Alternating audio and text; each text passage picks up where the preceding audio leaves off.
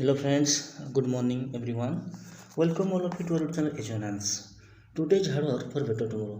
Friends, ଟିକେ busy schedule two ଗାଡ଼ି ହେଉନାହିଁ ତ ଭିଡ଼ିଓ କରି ହେଉନାହିଁ ତ ଆଜିର ଯେଉଁ ଭିଡ଼ିଓଟି ରହିଛି ଆପଣଙ୍କର ଜେଟିଏସ୍ ନ୍ୟୁଜ୍କୁ ନେଇ ତ ଆପଣ ଜାଣିଥିବେ ଯେଉଁ ପ୍ରୋସେସ୍ ଆପଣଙ୍କର ଆରମ୍ଭ ହୋଇଛି ଜେଟିଏସ୍ ପ୍ରୋସେସ୍ ପାଖାପାଖି 23 ସେପ୍ଟେମ୍ବରଠୁ ଆରମ୍ଭ ହୋଇଛି ତ ମେନ୍ କଥା ହେଲା କ'ଣ କହିଲେ ଆପଣ कि यही प्रोसेस आज भी छेड़ी ना आज जेपर्यंत आपंकर ओरिएंटेशन है आपंकर अक्टोबर 5 रे जॉइनिंग है 3 मास है ये प्रोसेस आज पर्यटन छेड़ी ना तो मोटामोटी भाव मुझे कहके चाहिए तो आज वीडियो कौन रही प्रथम था जेटीएस जॉब सुरक्षित कि जो मैंने भी जेटीएस रे आपण सिलेक्ट होती आपण को जॉब सुरक्षित कि प्रथम कथा क्यों मानक सुरक्षित क्यों मानकर असुरक्षित केबे सर जेटीएस विवाद निजुक्ति विवाद ये केवल भगवान को जना किए रही दायी एपाई दायी किए आशायी मान रही निज निज गोड़ टणाटण होती ना एपाई सरकार दायी और सेवा दायी किए दायी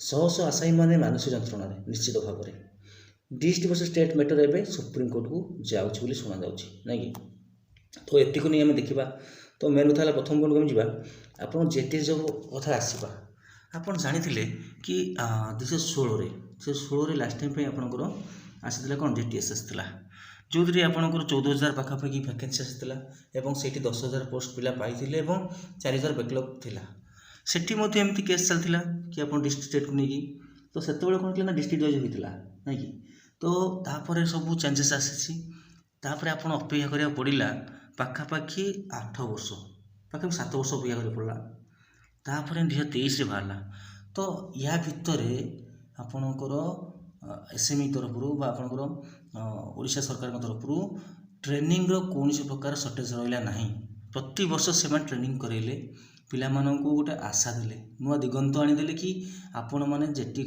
सीटी कलापर डीएडी कलापर आपण मैंने जॉइनिंग करेंगे चाकरी करें किंतु कौन प्रकार आसला ना कौन आपण पोस्टिंग निजुक्ति आसला ना तो मेन कथा है तो जोटा कि आप जानते कि यही जो आसला धीरे धीरे कौन है ना आपंकर बहुत गुड फेस माने लंग टाइम हेतु माने यार विभिन्न रेजुलेशन चेंज हो आसला सब तो कले कौन ना कॉपी पेस्ट करदे से जहाँ भी थी 16 से कॉपी पेस्ट कर बाहर करते किंतु एति खाली कहले कि डेट लिखित रूप से किसी रहा ना किंतु मौखिक भाव में कहीदे कि ना ये आपंकर स्टेट वाइज हम तो जो आप जनवरी 15 आपको आसाला से 24 जनवरी 15 आसाला तो से रिजल्ट आसला आपण मैंने सिलेक्ट हेले तो आप स्टेट वाइज आसाला मार्कटा ना कि तो स्टेट वाइज गोटे कॉमन मेरिट लिस्ट नहीं कि डिस्ट्रिक्ट वाइज दे देता तो जोटा कि पुणी थे सिंगल बेंच चैलेंज है हाईकोर्ट रे तो माननीय हाईकोर्ट को मत रहा कि आपण मैंने यहाँ को चेंज करूँ मैंने ओसेवा को कहला कि चेंज करूँ आप डिस्ट्रिक्ट वाइज करा टोटाल क्वास कराला आपंकर मेरिट लिस्ट को तो तापर डबल बेंच जाकि ओसेवा कला बहुत जन आशायी थे जो मैंने स्टेट मेरिट लिस्ट से लड़े यार फलस्वरूप कौन है जो से जो आसला तो माननीय हाईकोर्ट को जज चेंज होगी आसला कि स्टेट मेरिट ठीक अच्छी आप मेरिट को प्रिफरेंस मेरिट को आगे प्रायोरिटी दिंतु तापर प्रिफरेंस देखिए या भीतर कौन है ना आपंकर से भी मान जो सरकार भी चेंज होती जहाँ भी था सरकार को आमर फाइनेंशियल देखिए किपर हो आम तो भितर कथा कहीपर ना तो से भी डिले करदे डिले करके अक्टोबर 5 रे आप ओरिएंटेशन होता जून 18 रे आपंकर आसला आपंकर राय आसला कोर्टर एवं अक्टोबर 5 रे आपंकर आसला ओरिएंटेशन डेट तार अक्टोबर 7 पाखापाखि समस्त जॉइनिंग करेंगे एवं यही जो घटना बर्तमान 3 मास बीतीगला पाखापाखि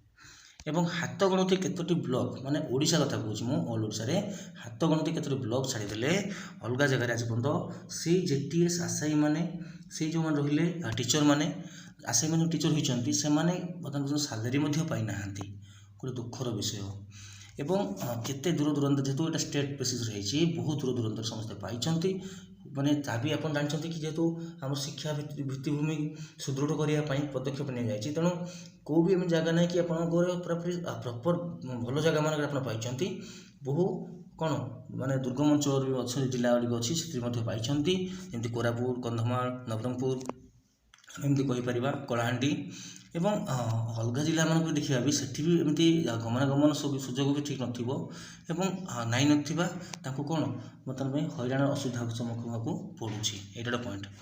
ନେକ୍ସଟ ହେଉଛି କ'ଣ ନା ଏହା ଭିତରେ ମଧ୍ୟ କଣ୍ଟିନ୍ୟୁଅସଲି କେସ୍ ଚାଲିଛି।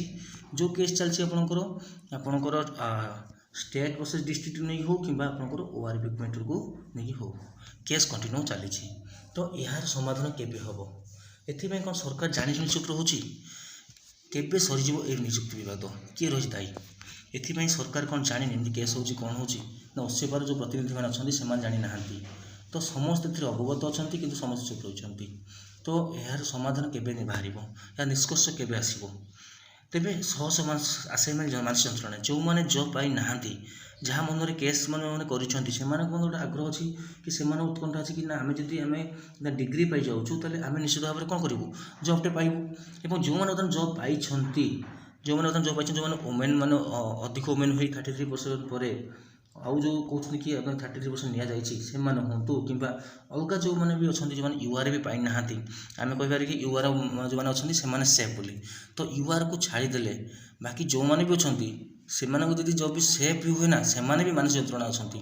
କାରଣ ବର୍ତ୍ତମାନ ମାନସିକ ଯନ୍ତ୍ରଣା ସମସ୍ତଙ୍କ ପାଖରେ ଅଛି। କାହିଁକିନା ତାଙ୍କର ବର୍ତ୍ତମାନ ଦରମା ତ ମିଳିନାହିଁ ପୁନଶ୍ଚ ଆହୁରି ମଧ୍ୟ କ'ଣ ଅଛି ପ୍ରୋବ୍ଲେମ୍ ନା କି ଆପଣଙ୍କ ଜବ୍ଟା ଆପଣଙ୍କୁ ସିକ୍ୟୁର କି ଯଦି ଗୋଟେ କଥା ଯଦି ଯେଉଁମାନେ ଜବ୍ କରିନଥାନ୍ତେ ସେମାନେ ନିଶ୍ଚିତ ଭାବରେ କ'ଣ କରିଥାନ୍ତେ ନିଜ କ୍ୟାରିୟରକୁ ଫୋକସ୍ କରିଥାନ୍ତେ, ଆଗକୁ ପଢ଼ାପଢ଼ି ବି କରିଥାନ୍ତେ ନାଇଁ କି।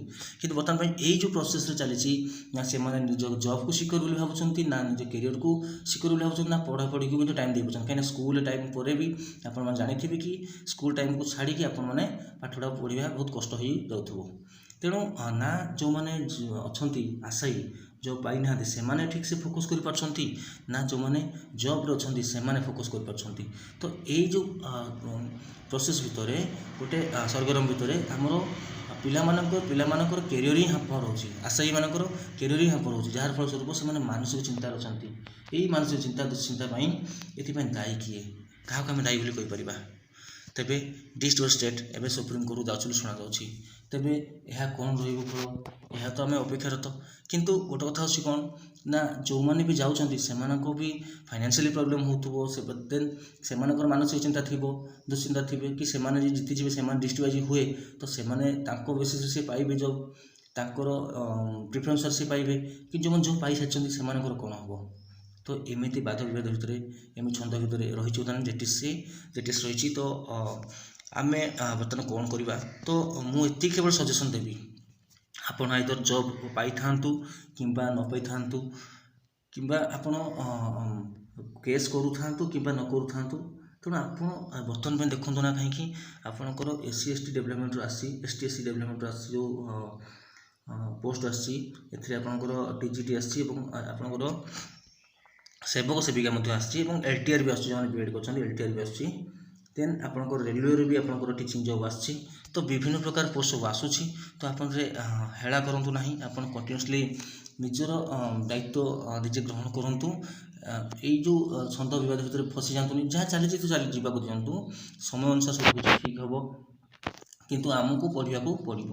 ତେଣୁ ଏତିକି ରହିଲା କଥା କି କ'ଣ ରହିବ ନେକ୍ସଟ ଷ୍ଟେପ୍। ତ ନିଶ୍ଚିତ ଭାବରେ ମୁଁ ଏଥର ଚେଷ୍ଟା କରିବି ଭିଡ଼ିଓ ଆଣିବା ପାଇଁ।